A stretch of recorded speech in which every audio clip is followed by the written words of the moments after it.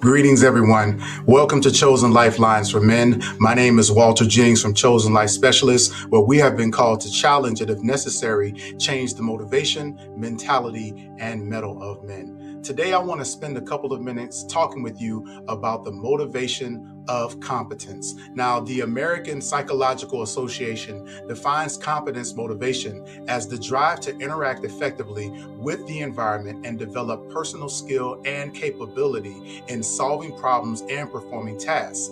Such mastery being reinforced by a sense of control and positive self-esteem. So this is a motivation that is encouraged by the growth and the expansion of the knowledge and the ability to be able to expand your skill set and your capabilities. Now, I want to share with you 4 quick tips to encourage motivation in competence. Number 1 is seek tasks that are personally interesting to you. So in order to oftentimes continue stoking the fire of your motivation, that involves things that you are passionate about or interested in. Now, normally, if you're interested in something, it is usually something that you don't know a whole lot about or everything about, but it is something that you would like to learn more about. So this actually allows you to feed your motivational side, but also it feeds your inquisitive, challenging side, because most of the things that you are going to engage in that you're interested in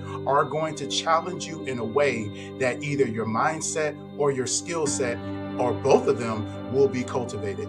Tip number 2 is to filter feedback. So when you are growing your competence, there is going to be a learning curve. Sometimes that learning curve is low, sometimes that learning curve is higher, and sometimes it may take a little longer to develop competence and proficiency in a specific task or a project, or especially depending on how sophisticated it is, it may be a specific discipline.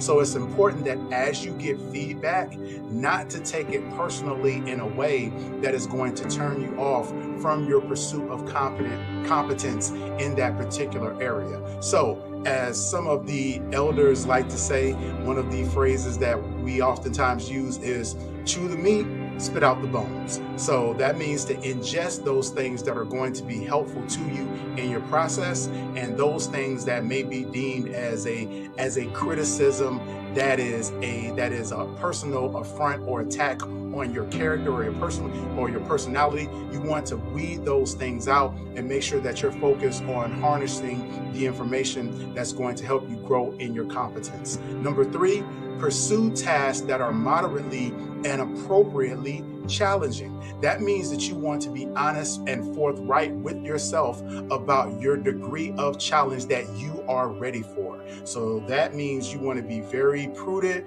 and mindful and slow with engaging those new challenges as it relates to pushing for competence in those areas. You want to be mindful of how many of those challenges that you take on, so that you don't become overwhelmed with trying to develop a myriad of different skill sets at the same time if you are a person that's challenged with multitasking. So being very honest with yourself about your process is going to be very important in helping to grow your competency.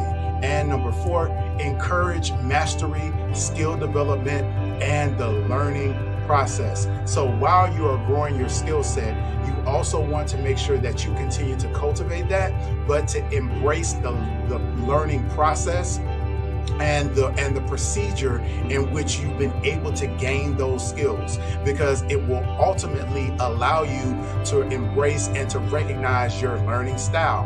What are some of the best ways, or what are the effective methods that help you to actually retain information or to develop that skill set? So not just focusing on the end goal as it relates to getting to that point, but making sure that you are taking inventory along the way of all of the things along the path that help you to become proficient in what it is that you've learned.